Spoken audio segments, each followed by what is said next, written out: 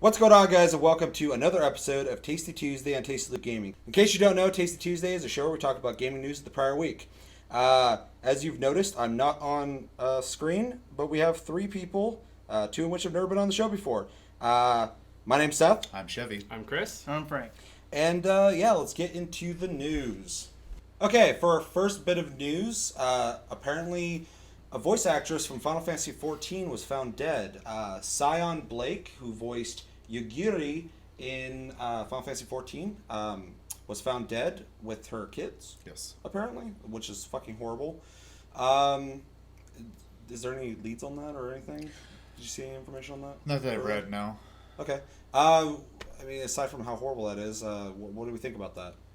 It's kind of crazy to actually hear something like this in the gaming world. You hear it sometimes, in Hollywood and stuff like that. But I think it's the first time I've really run into this in this regard. Well, this is like the first time we've covered anything like this, other than the guy from Nintendo, the president. Reggie. Not Reggie. Shigeru. Anyway, We're gonna get hate for that one. yeah. sorry guys, but it is a really weird thing to cover. But I mean, that shit happens, I guess, which is horrible. What do you guys think? I think it just proves that no matter who you are, anything can happen. Yeah. No matter what your status is or what you do for career. For sure. Does anybody play Final Fantasy 14? Not anymore. Not anymore. Well, yeah. I have an active account, but I've not been playing it. Are you guys familiar with this character? Yes. Absolutely. Yeah. Yeah. Okay. Well, I mean, that's too bad. Hopefully the game can continue and keep coming out, and hopefully, her family can deal with the loss, and the best of luck to them. Hearts go out to you. Yep. In our second bit of news, Nintendo shares take their sharpest fall in 2 months. Apparently, they feel as though they're underperforming, and what do we think of this? This isn't really a big thing to me. This isn't surprising to me at all. Not in the least bit. I mean, I haven't bought a Nintendo game since Monster Hunter. For sure. That's the last one I bought. I have no interest in any other games. Yeah. Get your shit together, Nintendo. Shit ain't cutting it. What do you guys think Nintendo could do to remedy this? They need a broader spectrum of games. Their games are too much the same of what they've always been doing, very child family friendly, and I understand that's kind of the niche they've cut themselves into, but at this time and point, like, the people who grew up playing Nintendo are much older now. You can't keep making children-friendly games and just children-friendly games. You've got to kind of diversify a little. I know they tried with the zombie game that they came out with for the Wii U. Zombie U, yeah. I bought that. Just wasn't interested in it. It didn't look anything new or fresh or fun or exciting. It seemed like a desperate ploy to try and get into that market with one game. Absolutely. Which, it's unestablished. Didn't make sense for them to just be like, hey, this is our mature game. This is Right. And Splatoon, of course, they're trying to hit that first-person, third-person market at the same time. I haven't played it, so Apparently I don't know. super fun, actually. It's supposed to be fun, yeah. Yeah, I kind of want to pick considering. it up. I've played a little of it. It's pretty good. Yeah, but yeah, outside of those two, it really seems like there's kind of repeating and doing the same thing they've always done. Which the consumer wants that. Obviously, that's why they're Sure. doing it. But I don't think it's you're not going to get those high sales with that. You got to take risks. Exactly. Well, and, Yeah. I think you pretty much covered it. It's a matter of software. They just don't have it out there. They don't have enough of a broad spectrum, and it's not coming out fast enough. Also, with them making a system that has the peripherals that they usually have, they kind of put themselves in isolation that way too. So Well, not to mention, I think they're taking too much of a risk on trying to create some new innovative, handheld device. With the Wii U, they have the whole screen in your hands thing, but, how many people are really looking for that? No one, really. yeah, it's a neat controller, but it's Sure. underutilized and Underutilized for sure. Yeah. That's my thing. I think it's a really cool idea, but they don't give a fuck about it. They made it, they don't care about it, which is really weird. And the NX, it's just out of fucking left field. Yeah. It just doesn't. It means nothing to me. It's like you're already fucking just kind of, jumping ship with the Wii U. Fucking support the thing. Yeah. right. Yeah. So their stocks or shares falling, not that surprising in my opinion as well. Okay, for our third bit of news, Shinra Technologies, a streaming service, right? Cloud-based service. Cloud-based service that was made or announced in September 2014, has been shut down. Apparently, it's cost 2 billion yen, 16.8 million. And I guess there is a lack of investors in the technology, which makes sense, I guess. to me. Right. What do we think about this? Good. Well, as hearing it for the first time, I mean, it sounded like a really cool and innovative new way to implement, MMOs or any other kind of online game where you don't sit there at a loading screen for 10 minutes waiting for everybody and their mother to load in. But, at the same time, it's not surprising that it's a new technology. There's not enough investors. It's sad, but that's, life. Well, in the way everyone's going towards the cloud right now, and it makes sense that they're trying to do that. And I think this is actually really cool because it makes sense. You don't have to have a hardcore PC to play the games. You can just stream it, blah blah blah. But at the same time, I don't know what they were going to achieve with that. What kind of games they're going to make, blah blah blah, all that stuff. So it makes sense that investors would be a little apprehensive to want to just jump in, put money into it when there is no promise of it. Well, and I feel like this is going to be the way a lot of game companies are going to end up going anyways. It helps them with anti-piracy.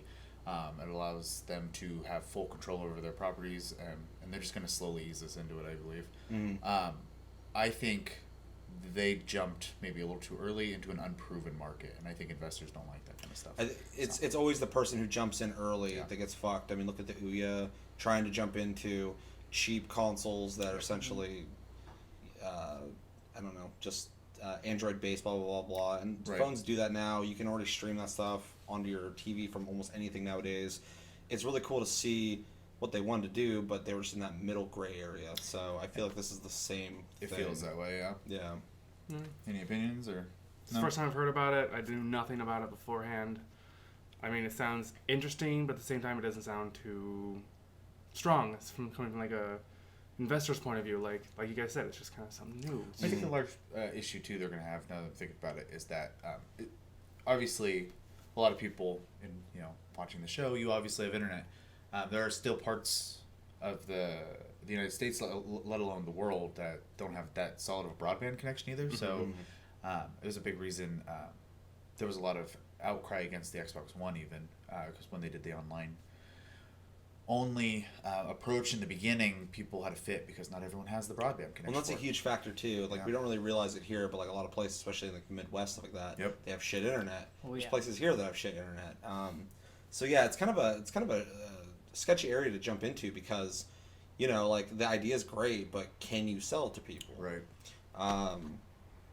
And yeah, I all this cloud-based technology, as long as it's streaming based, I think it's gonna be hard sell right now until infrastructure gets better. Yeah, for sure. Uploading and downloading, streaming, stuff like that, or into the cloud is doable because that's just based off how much time you have to upload or download. But actively streaming, I think it's just it kind of reminds me of Sony's past, where they initially invested in Nintendo. They were making I think it was processors or video cards for Nintendo, and then Nintendo jumped ship. Then they tried to get with Sega. Sega jumped ship, and then they ended up just producing it themselves. So I'm sure that that's something that we're going to see down the road eventually, like you guys were saying, but not right now in this current time. Yeah, no, it was too early, in my opinion. For our next bit of news, Xbox One sales have reached 18 million units. Congratulations, Xbox! You're making those sales like you wanted. You were catching up. But to be transparent, the PlayStation 4 is nearing 36 million unit sales, adding 5.7 million this holiday alone. What do we think about this? What do we think about, first off, the Xbox One sales, and then we'll get into PlayStation 4 next. Let me add on to that real quick, saying as well, I believe this was Microsoft's most successful year and holiday season. They also used to be at a third of the sales of the PlayStation, and now they're at half. So they are catching up. They are catching up slowly, but just to throw more information out there. So, what do you guys think? It doesn't surprise me. Honestly, I've owned an Xbox One and owned PlayStation, and I think PlayStation is by far better. You currently own both? I had one. Okay. And you got rid of it because... It's very limited, in my opinion. Everything I can get on the Xbox, I can get 10 times more on the PlayStation. Yeah. And, You know, PlayStation offers free online games, free stuff all the time. Xbox wants you to pay for everything. Yeah. Big non-sell point for me, I guess. Yeah. What do you think, Chris, about the sales? That's great. You guys are making more money, but everything I've heard about Xbox One is just it's not that great of a system. And Underwhelming for sure. That's why I didn't buy one. I have this weird trend. I buy every other system. I had a PlayStation 2. I bought an Xbox 360. Now I got a PlayStation 4. Yeah. I don't anticipate buying one. But it doesn't seem that weird. It seems like you're actually following the successful consoles because you literally named every successful console in a room. No, 360 is great. By sheer luck. And it absolutely was. I mean, like, and we've discussed it 1.5 million times. Like, the only thing that is wrong with the Xbox One is support. They're too spread out thin. We brought that up before. They need to really just kind of focus on making some exclusive games. I mean, we were reading earlier, Sony's got 20 exclusive games coming out this year. Yep. I mean, what does Microsoft have right now? Does anyone have, like, just a rough estimate off the top of their head? I'd say 6 to Maybe. 10. Yeah. I mean, Yeah. so... Halo? That's a great take example of a selling point to buy a console. We discussed the console, though. You need the content. And it is a solid console. So, I mean, there's nothing wrong there. It's just... Same with Nintendo. Support. Yeah. And I think personally for me, just like the only reason I haven't bought an Xbox One is because most of the games I see that are come out for it are first-person shooters, and I get that's a really popular genre of gaming right now, but it's not my style of gaming.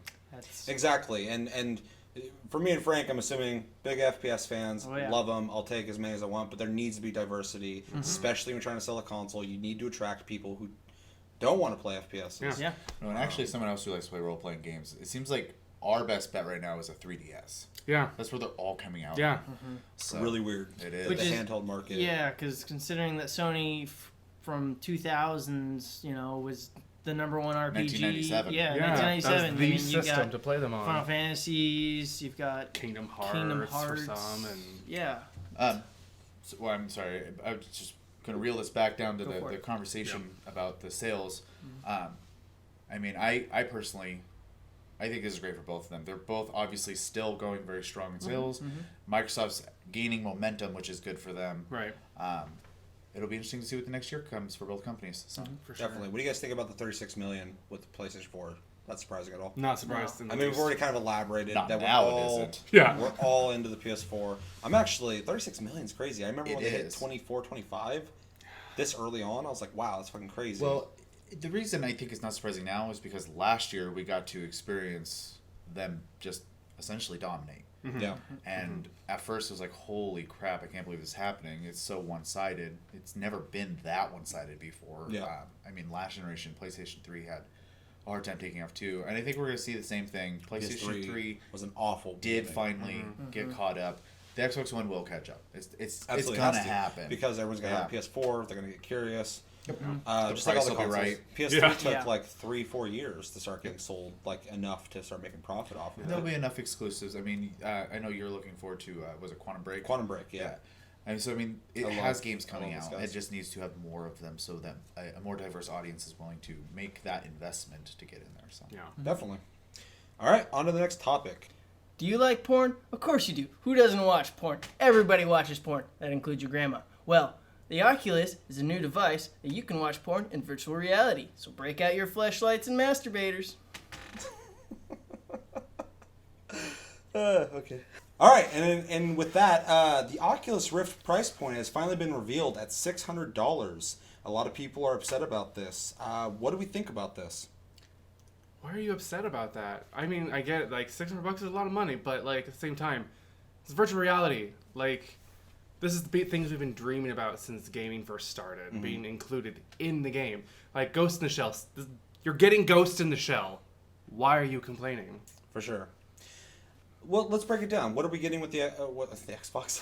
with the Oculus Rift, we're getting headset, screens.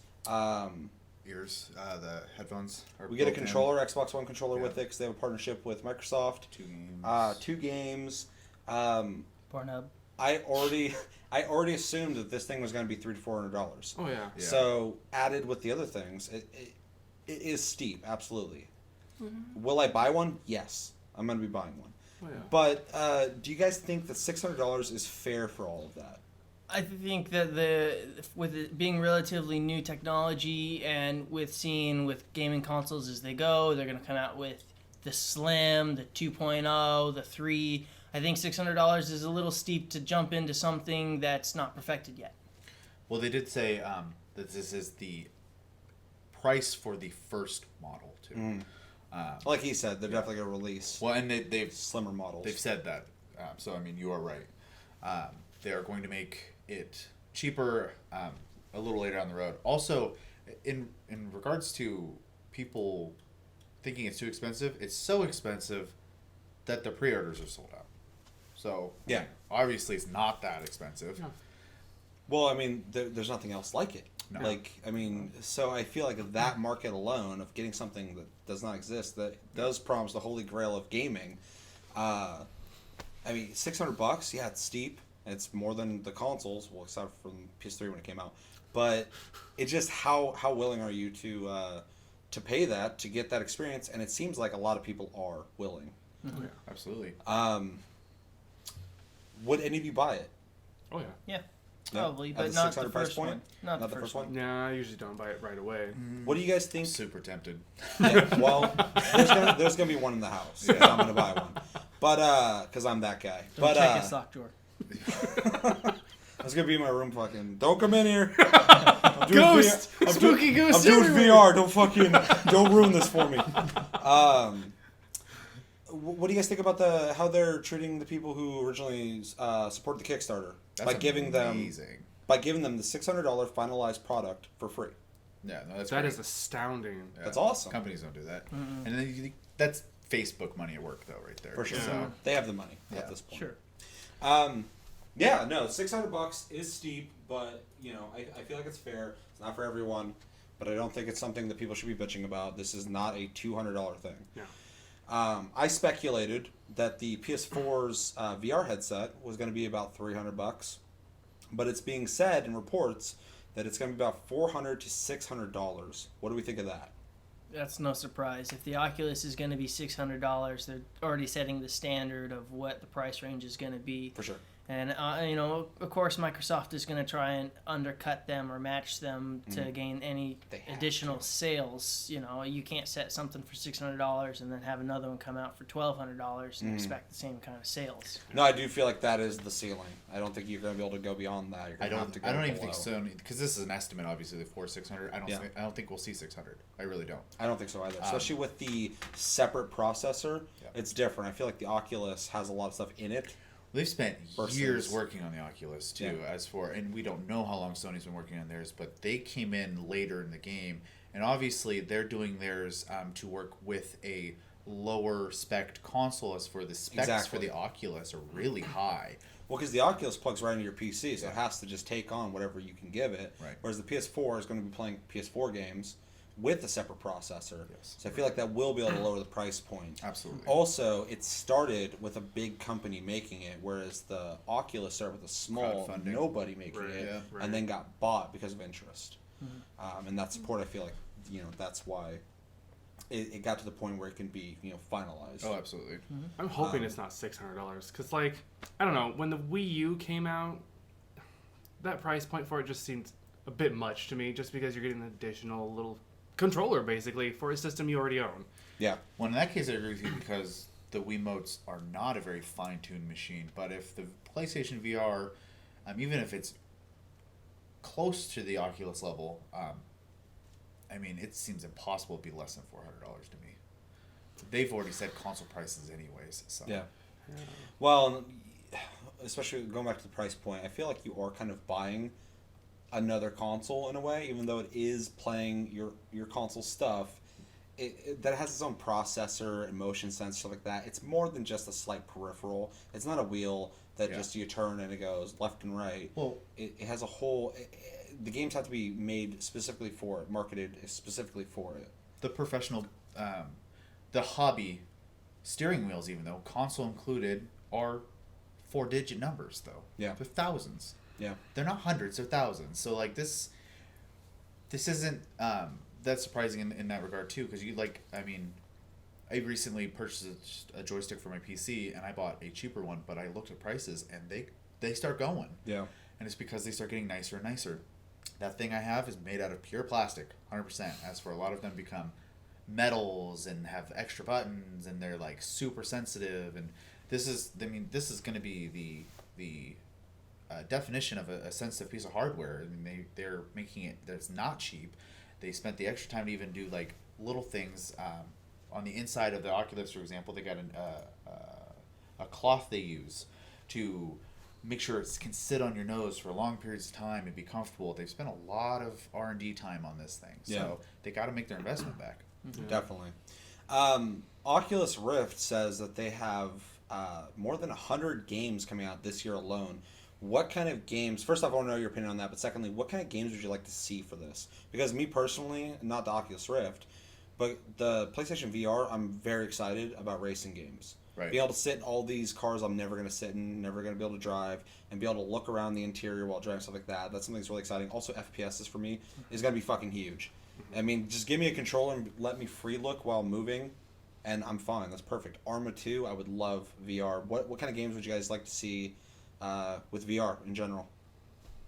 It's a tough one because, I mean, you can't do certain type of, like a fighting game. I don't think you could do very well in VR because if you get punched in a fight, in real life, you're kind of jostled around. And in a fighting game, you don't really get that. And in a VR helmet, you can't, unless you're actually trying to mimic it, you're not going to get that. So I don't think there's going to be a market for it. But I would love to see Bushido Blade's first-person mode made again in VR. That'd be awesome. But that's just me being a fanboy. Well, with the Oculus controllers having motion too, that'd be really something that could be done. That'd be fucking crazy. To be swinging around and shit while fighting. I definitely agree with Chris, though. I think that right now it's a very limited market on games. I mean, first-person shooters, racing, Simulators. You really can't do like an RPG where you're... I think you could, though. I think you first can person? I think you can.